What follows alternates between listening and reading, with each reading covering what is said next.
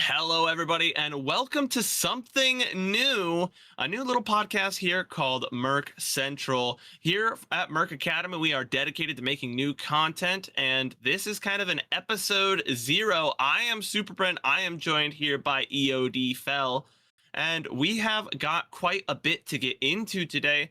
We're going to kind of start with what is this and what are we doing here? And if you don't know, like I said, this is Murk Central, and we're going to be doing a podcast that kind of recaps the Murk Academy leagues every week, talk about what's coming up next, what we plan to do. Overall, it's kind of just a gateway into the leagues and some pretty exciting stuff. We're going to start with a bit of the kind of what is Murk Academy. And Fel, you have been here a little bit longer than I have, and so you can speak on what the goals and what is important to a place like Murk Academy. Yeah, what's up, man?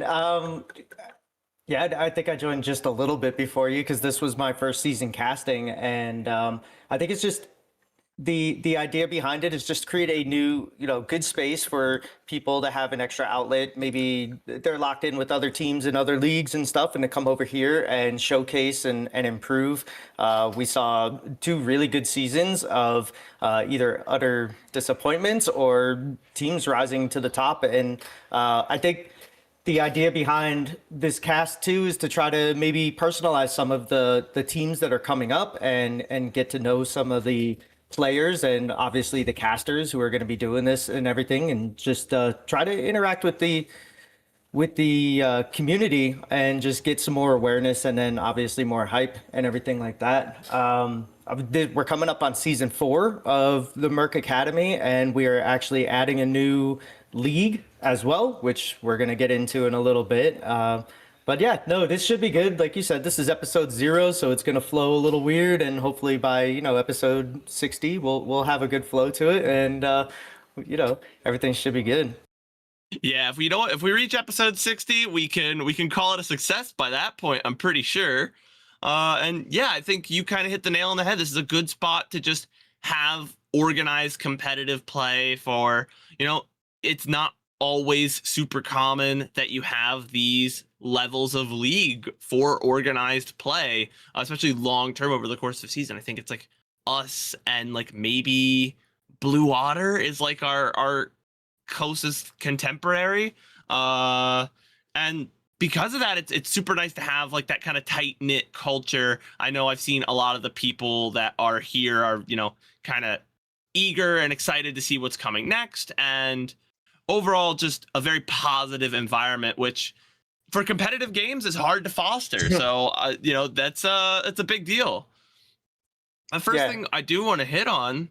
Oh, sorry. No, you had something to add. I know. I was just going to agree with you there about that. Like, just looking at like the sheets and everything, like the amount of people that had signed up in the beginning of like prior to last season, the amount of teams that they had, and then if you look at like the sub list and everything else. So I think that Murk and everyone here and all the admins have done a great job to foster a community of growth, as well as just the ease of competitive, happy, trying to create that happy line between competitive spirit and trash talking and the fun stuff that comes with playing with your friends, and at the same time also giving people another outlet, because like you said, there's Blue Water, there's Risen, there's plenty of leagues out there. Why Murk? And I think the greatest thing about this league, especially, like, I don't know how you felt, but me coming into cast and everything, like early on, were some of my earliest casts, and everybody was like super positive about it, got good feedback, and I just kind of like the vibe here. Like, honestly, it's just one of those places where you feel welcome, and you feel like this is just a good spot to maybe meet some new people, maybe get on a team that you're not on in other leagues, or maybe it's a place to just hone your skills and get better, and just, coach each other and get together and just, have some fun. Yeah, and I think especially for the first league we're going to talk about from last season, the IBSG League, or Iron, Bronze, Silver, and Gold. Mm-hmm. It's about development, right? This is a chance for you to kind of grow as a player. There's a significant difference between that kind of solo queue environment and something that is more organized, more put together. And when we look back at it, we saw a huge amount of growth from all of the teams inside of it, but none more than LFA Amethyst, who ended up taking home the championship for that league.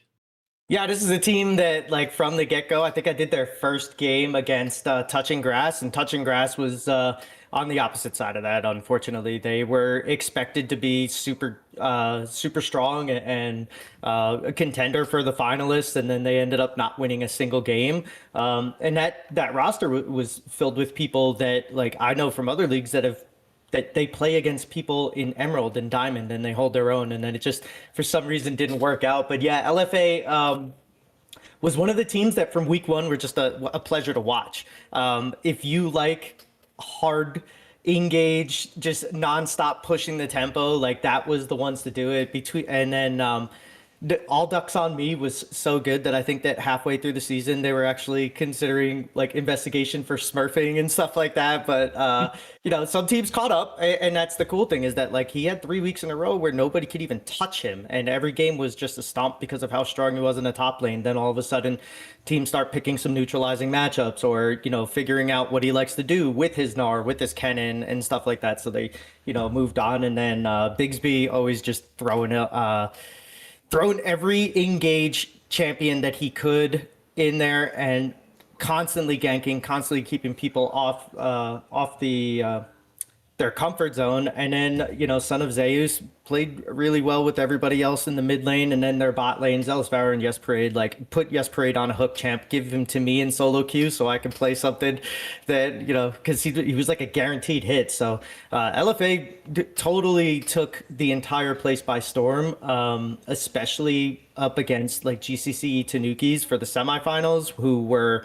in the beginning of the season looked unbeatable, and then come to find out they were cheating, but they told on themselves because they didn't even know it, so they had good integrity. And that's just another thing of the league where you say like, okay, like this team literally told on themselves. Like there wasn't even an investigation. They were like, hey, our jungler is not IBSG, he's too good, and we didn't know this. And so they were like barely penalized. But yeah, and then the finals between them and AG Mojo Jojo ended up going 4 games. It was good. I think you and I casted it. It was a lot of fun. Yep. And LFA proved that, tempo and, lots of CC and lots of front to back and damage and team fighting can totally win a game over a team that plays slow and tries to play to the late game macro. And like, how do you beat it? Beat them before 30 minutes. Yeah, they took the league kind of with by storm with that tempo, with that pace, and they translated that went all the way down to the smallest level. Everyone played a very kind of aggressive, heavily fighting style. And also, it's completely off topic, I just love that being in the league space shifts the word Zeus. Everyone else in the entire world is like, yes, Zeus, the god of thunder, and we're like, Zeus, the top laner. Yeah, I can't help it.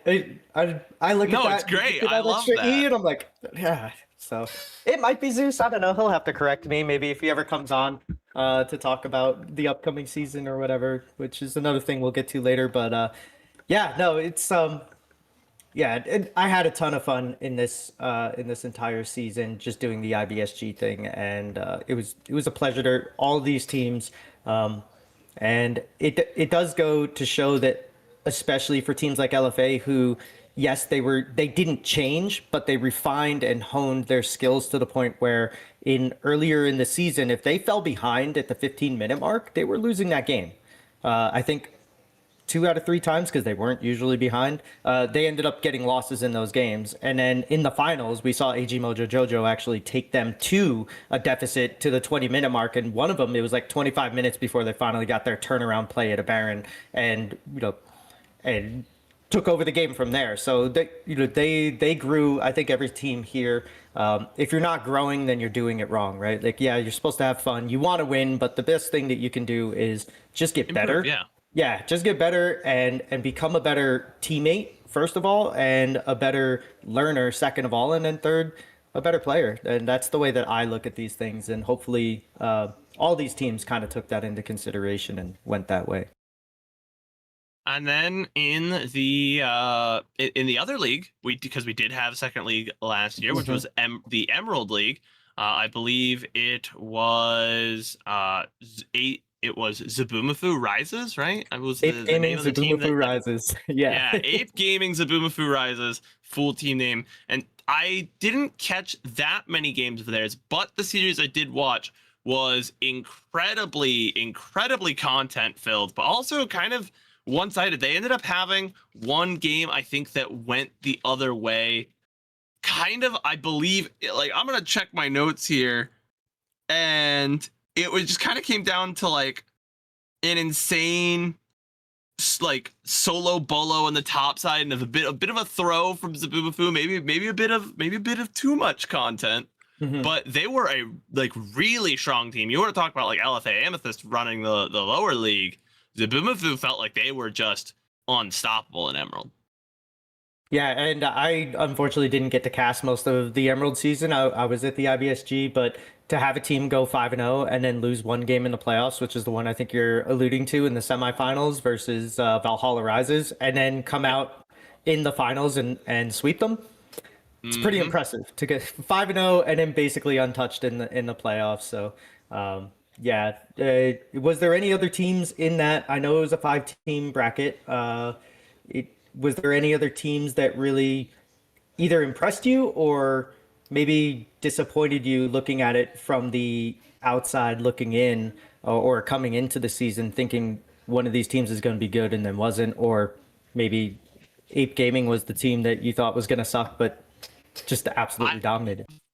For me, I actually have to give the force to the team in Valhalla because after that, after kind of drawing in semifinals, like, oh, they're like it's gonna be really Your tough. mic is breaking So up a bunch. immediately into the next week, they have to play a low finals game and back to the final, and it looked.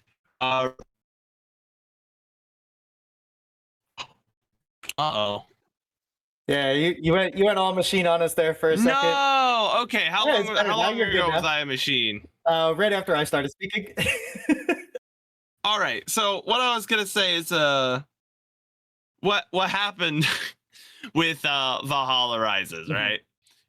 They lost that semifinals game immediately. The next week had to play essentially a lower finals to go to have a chance to win, to go back up to face Zabumafu again. And I think that's like a lot of resilience because when they went down, and if I recall, that series between them and N9TF Meow was the other team, was a slog. Like it was not the cleanest series. There was like some technical issues. One of the teams, I believe their like top laner, like had a power outage across their whole city, and it went like really long. And they just showed like a lot of mental resilience. So yeah, the other team like I would talk to is the other finalist is Valhalla Berserkers because they ended up, even though they didn't take a game in that finals, getting back there after such a tough semifinals appearance, I think shows a lot. Yeah, absolutely. And that's the biggest thing that you can look towards in these leagues is your mental. Is one thing I like to talk about on the casts all the time is like from most of it is from my own experience, obviously, but when your team starts to lose, is the communication still there? Is are we starting to point fingers? Are we starting to like yell at each other? Or are we staying on track? Are we saying we're getting it going? And I think that a lot of these teams, or at least a lot of the players, should be looking forward to changing either their bad habits or accelerating their good habits, and those are the things that, especially in an IBSG league, if you've been playing the game for a long time and you're in IBSG, this is your chance to finally maybe break the mold, maybe break your bad habits that you've had over the last 6 to 10 years and saying like, I'm hard stuck here and it's not my fault. And then take some accountability, look at yourself and be like, oh, I can improve this, or maybe working with other people, understanding the game, then it improves your solo queue experience, or it makes it worse because nobody else is following what you should be doing anyways. So, yeah, I really do think that that is one of the biggest hurdles that you can overcome is that mental state. And you talking to that about Valhalla, even though they didn't, they just ran into a force in Ape Gaming, but to be able to do that, to be able to lose, have your season basically on the line, and then go down, and then come back, and then break your way all the way back into finals. yeah, that does say a lot about those guys. And we had talked about that on the broadcast of like, hold your head high. Even though you guys got swept, like you literally, showed some of those teammates like Yoshi. Going from a top laner into the jungle because they had to have a sub, and then coming back into the top and putting up a good showing up against first game life. Like those kind of things are what other teams are going to be looking at. And if you go into salary leagues, or if we ever start a salary league here, like those are like the hidden qualities that a lot of these captains are going to be looking for. Can somebody play multiple roles? Is their champion pool, especially now that everything is moving to fearless, is it big enough that they can execute on a level that is at least sustainable? Like you don't have to win your lane every single game. Can you lose your lane but still play champions that are out of your comfort zone to an effect with the rest of the team? Yeah, and you mentioned something that's going to be a kind of a great transition point as we're looking to the future. You talked about fearless. That's just one of the changes as we're moving into the next season, because this is kind of the establishing episode for the Merc Central podcast. But the real thing is that we're looking forward to season 4, which we will be moving into very soon. And I believe it is all 3 leagues are going to be fearless in season 4. And I did say that correct. All 3 leagues, because we are adding in a platinum cap league as well. Uh,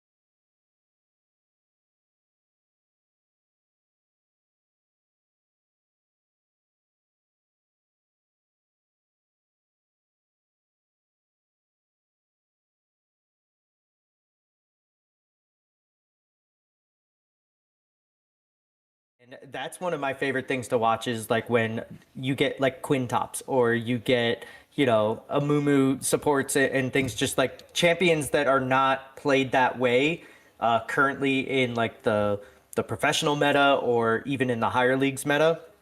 Um, but I do believe that, you know, that is probably my favorite skill set where teams will literally either live or die by how well they can adjust to not just the fearless, but to playing with people just in their rank, right? Like if you're a bronze or a silver going up against a plat 4 or like high gold player, it's usually there, where like you'll usually be able to see the difference. Whereas like with just in plat, you're not mechanically there enough for emerald yet. You have a good idea of the game, and I think that that's where we'll see a little bit less piss fighting, a little bit, hey, and he's back. Yay. A little bit less of like the 6 people dying over a vision ward for no reason when there's no objective up, and then it goes into like a little bit more of maybe the champions aren't meta, but the flow of the game is a little bit more that way. Yeah, I think the one of the big changes that we didn't discuss in the rules section, but is pretty important to note, is we're moving to set days next week, which is going to be Oh, great yes. for the streaming side of things. If you're a fan or if you're one of the players that just likes to watch the other teams, watch the other leagues, stream days are going to be set. IBSG will play on Mondays. The Plat League will play on Tuesdays, and the Emerald League will then play on Wednesdays, which will make stream times will be much more consistent. You'll be able to have a stream on that day every week, which I think is a pretty nice change. So I am looking forward to that. And in response to you talking about teams adapting, a lot of players don't know this. If you're only like tangentially aware of pro play, if you kind of only watch it at the big events or whatever, where they're like at Worlds where they're playing on the same patch for the whole event, or MSI, I believe, is a similar thing. Mhm. Pro players adapt pretty slowly to like shifts in the meta. If some weird jungler becomes good, pro players tend to not pick it up as fast, because to play a singular champion at the heights that are required for pro play is really, really hard, right? Mhm. But where we can see, it's much easier to get a champion to play at an emerald level or a platinum level. And so Right. we might see some big fluctuations, some big shifts in these leagues moving forward, because as some recent changes have demonstrated, Riot's getting a little experimental in what champions are getting to go where. Yeah, I mean, still don't have a Yumi jungle angle, so but I mean, Teemo's picked up popularity and Nautilus has picked up popularity, so they made the changes a little bit ago to have Zyra basically clear twice as fast as Karthus. So I agree, and the other side of it too, especially with the pro, is that their entire draft is usually done around trying to make like a set goal work. Like we want to be a super disengagey, maybe front to back kind of thing, or a split push, or this, or whatever. Whereas, and they know it's going to work. Like they know if they put Trundle in their top lane that eventually, no matter what, it is going to work. The other team has to sort of counteract that and do whatever. Whereas here, I think that like somebody will pick like a Gnar or a Trundle in the top lane and they never get off going because they don't know how to deal with somebody completely just stomping on them, or all the jungle pressure that's going to come, that in the pro play they're like, okay, I can go 0-6 and still be useful, where in here you're 0-6 and you're just a sheet of paper by the time the team fights that you're not supposed to be at come. So yeah, I really do like that, and I think that Riot itself has done a really good job also of pushing fighting in this game. If you Yeah. look at the objectives that they have, put into place, it is all about fighting. Otacon, Baron, Grubs, Shelly, and then making the dragon so important, and then Elder Dragon for the late game to try to make these games not last as long. They have put so much into this, changing around brushes for easier ganks, things like that, that the pro teams adapt really well. Other teams, they just say, "Oh, red side, I lost." Like that was kind of like one of the storylines when they changed the things this last season. And it's interesting because Sorry you about you my do dog. see some times where you get I watched a series the other day, I think it was like last week or so, where it was just 4 straight red.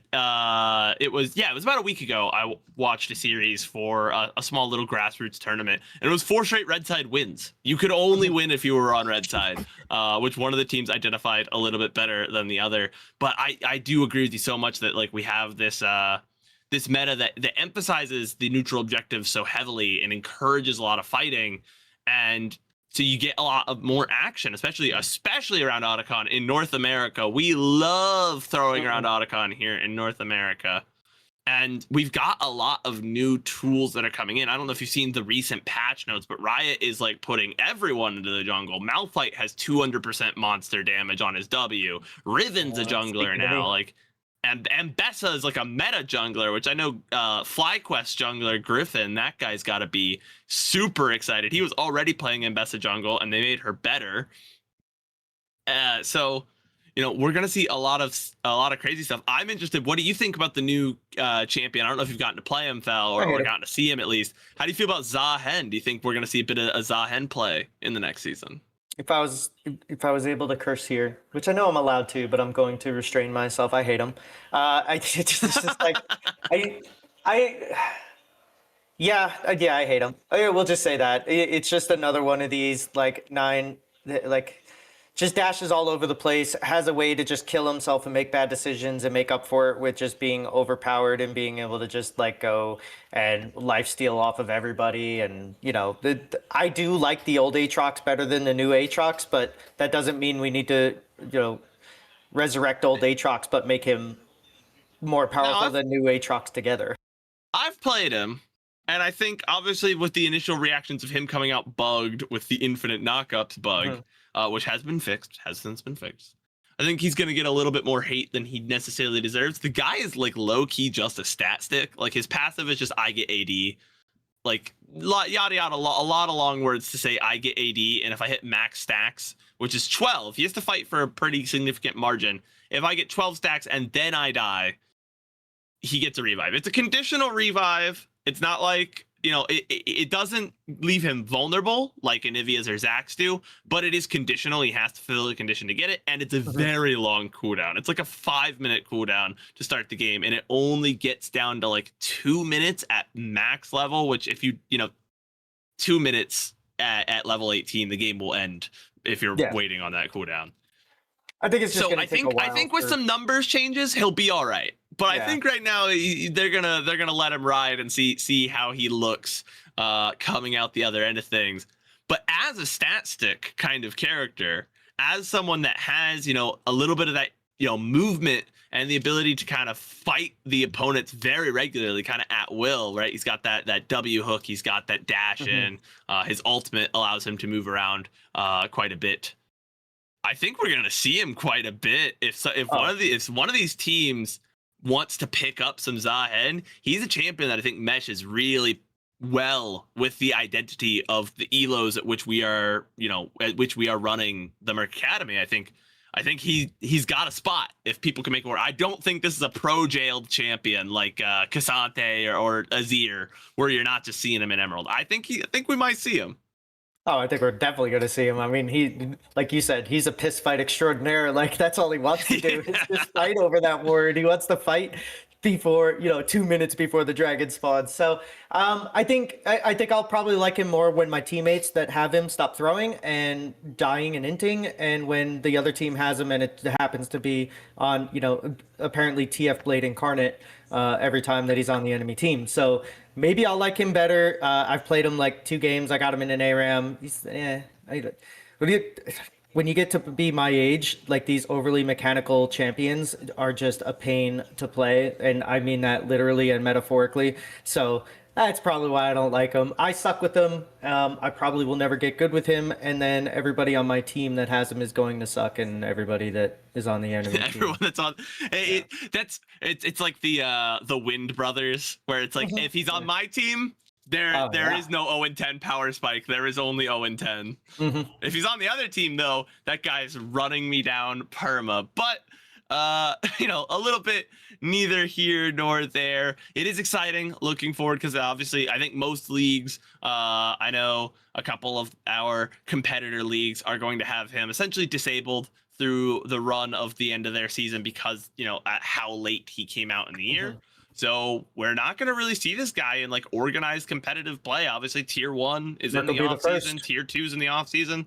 So it won't be until some of these tier 3 and tier 4 leagues like Murk Academy come back that we're going to see this guy on an organized stage. So very, very excited for that. Is there anything else that you really feel we need to cover, Fel? I feel like we've kind of been over what to expect from next season. It's going to be a little bit, I would imagine, a bit more stratification with Platinum now getting its own league. We can have a little bit of a tighter competition in the Emerald League for that as well. And overall, I'm just kind of excited to get moving forward. Yeah, same here. I think the other part of it is going to be the evolution of this broadcast and this podcast, where we will start getting into some more things, and we'll keep you guys all updated. Make sure you guys are tuned into the Discord for dates, times. Get your teams in. Have some fun. This is still one of the few leagues where you can go and do that and not just get benched right away or fired from every team or whatever. Like we're here to have fun, and I enjoy casting this place a lot. It's very welcoming, and I guess the biggest thing is get your teams locked in, get them set up, get them ready to go, and